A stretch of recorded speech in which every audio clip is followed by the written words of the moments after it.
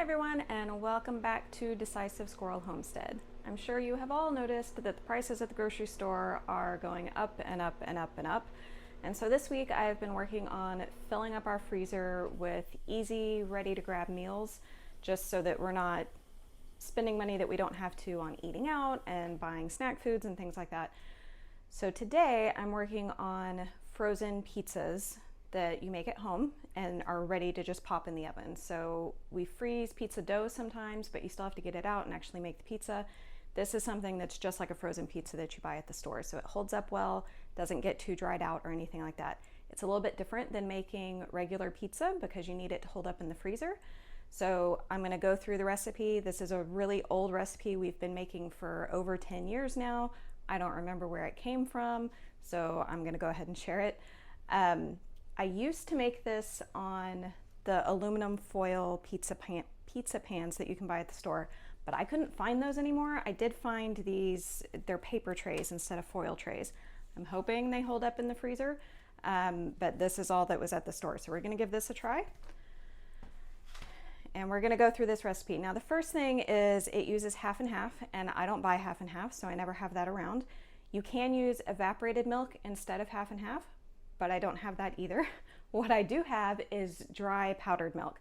And the regular ratio for making powdered milk into milk is 1/3 a cup of powdered milk into basically just a little bit less than a cup of water. So you do 1/3 a cup of powdered milk, add water to make a cup. To make evaporated milk with powdered milk, you just do 2/3 of a cup and then fill that up to 1 cup. So that's how you can make evaporated milk from dried milk. I need 3 cups of half and half or evaporated milk. So what I have is 2 cups of powdered milk and 3 cups of water that I'm going to mix up. And then this recipe also uses 1 cup of water.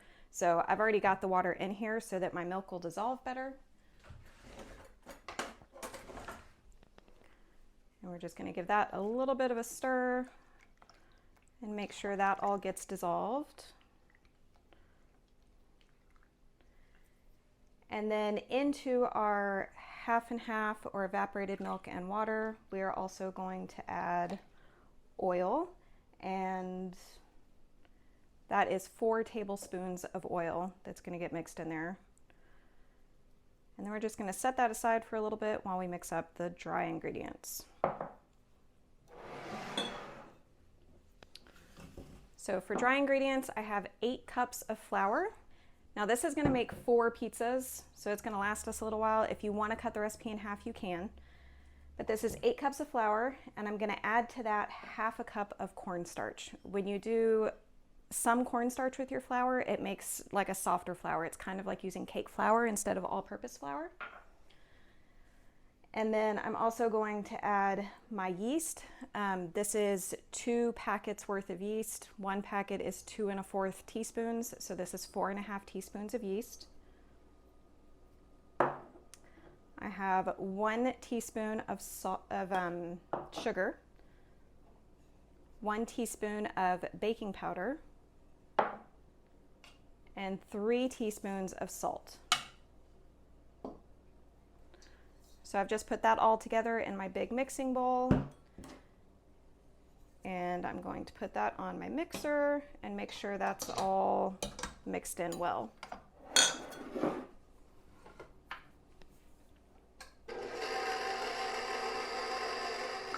Now I'm going to pour my liquids in just a steady stream and let this all mix together.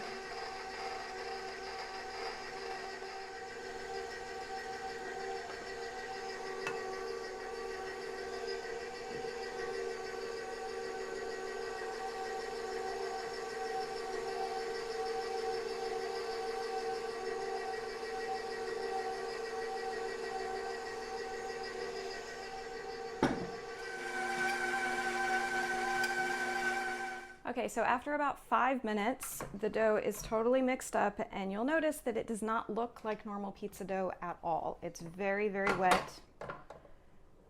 And what you see when it's ready is that you get strings along the side, but it's not going to pull together like regular dough. And that's because we want it to hold up in the freezer. So we don't want it to get too dried out. So we have to start with a really wet dough. So it's gonna be messy and sticky like this. That's normal. Okay, I had a little bit of flour in the bottom that wasn't quite mixed in. Got that mixed in, and now we're just going to scrape this out into our oiled bowl.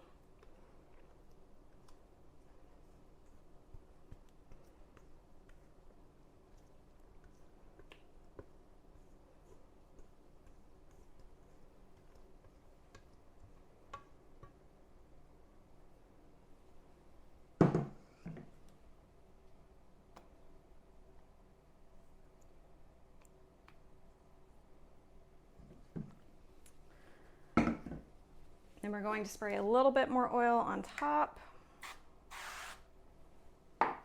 and cover that with saran wrap. And we're going to leave this to rise for about an hour. Now the recipe says to turn your oven on to 200 degrees and then turn it off and let your dough rise in there. But we're in the South and it's been 100 degrees outside for weeks, so I think it's going to be just fine on the counter over by the window. And we're going to leave that to rise for about an hour. All right, while the dough is rising, we're going to make the sauce for the pizzas, and I'm gonna kind of wing it with the measurements a little bit because it doesn't matter that much. It's sauce, but we're gonna do about 2 tablespoons of oil and get that heating up.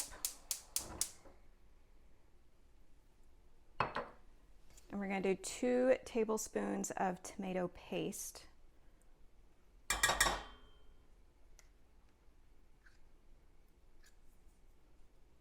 And get that cooking in the oil.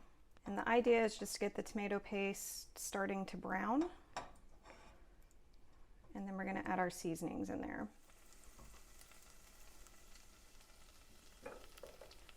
All right, once that's starting to brown and getting real fragrant, we're going to add 2 teaspoons of oregano.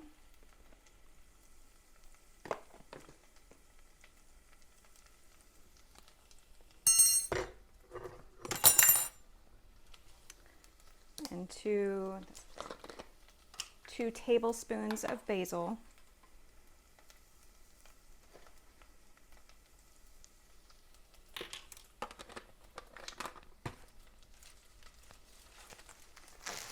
½ teaspoon of red pepper flakes.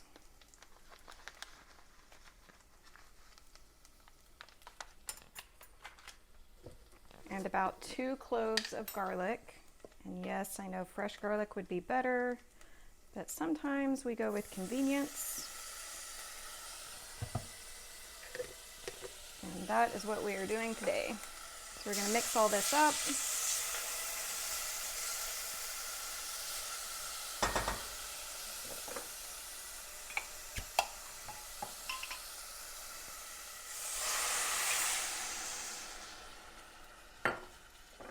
And then throw in those tomatoes before anything gets too hot.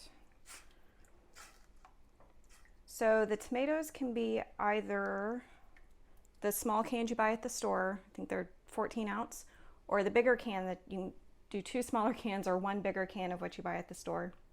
And that can either be crushed tomatoes or diced tomatoes that you run through the food processor a little bit. I had leftover tomatoes we canned last year from the garden. So I used a 1 quart jar of crushed tomatoes that we had preserved last year.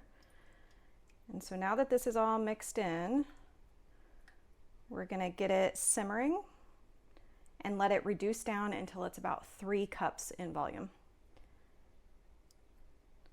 So that is also gonna sit for a little while our dough is also sitting to rise. All right, our dough has been rising for just under an hour. Clearly it still rose even though it wasn't in an oven. It is plenty hot around here. See if we can get the plastic wrap off. This is why you put oil on top of the dough so it doesn't stick too bad. Now this recipe makes 4 pizzas, so I'm gonna do my best to just split it into 4 pieces without losing any of it. And it's gonna have to be pressed into the pans, but obviously it's very sticky. So you just put some oil on your hands to make that work.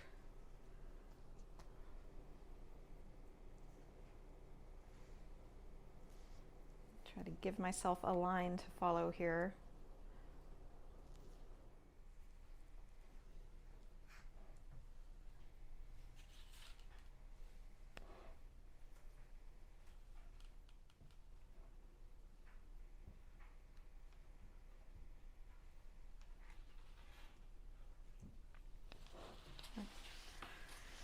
So once it's on the pan, you can see my hands are pretty messy. So we're going to use some oil to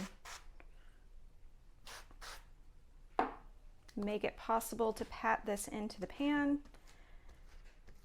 And it's just sticky. So you just have to work with it a little bit and get it spread out. It is not like normal bread dough or normal pizza dough that you would knead and have extra flour in and all of that sort of stuff. You're wanting this to stay wet so that it doesn't dry out too much in the freezer. And we're going to try to totally cover this pan.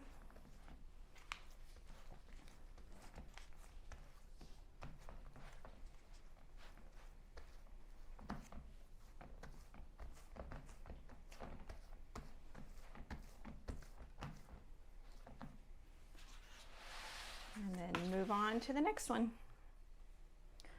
All right, so if I reduced my sauce correctly, I have 3 cups of sauce, which means I need 3/4 of a cup of sauce on each pizza. But we're just gonna eyeball it and do about the amount of sauce that our family likes. So this homemade sauce is really tasty. It's a great pizza sauce base. So we just want to put some on here and spread it around, just leave some space on the edge, just like regular pizza.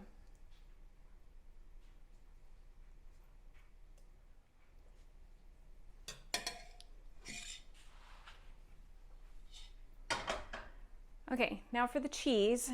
Just like with the crust, we don't want the cheese to dry out in the freezer. So we're also going to mix half and half in with that. And again, I don't have half and half. And I also don't have evaporated milk, but I do have powdered milk. So I mixed 1/2 cup of powdered milk into 1/2 cup of water to make my evaporated milk, which I'm using instead of half and half.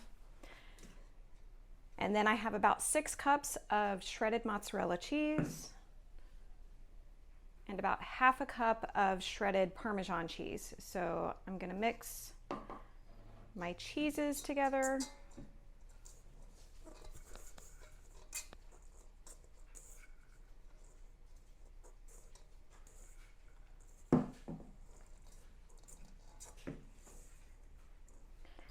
And then my 1/2 cup of half and half or evaporated milk, it's mixed in with the cheese. And that is just going to help the cheese not dry out in the freezer. So it tastes more like a fresh pizza when you cook it. And then we are just going to top our pizzas. Now I'm only going to put cheese on these because our kids only like cheese. And if we want to add something right before we cook them, that's easy to do. I'm going to try to divide this pretty evenly.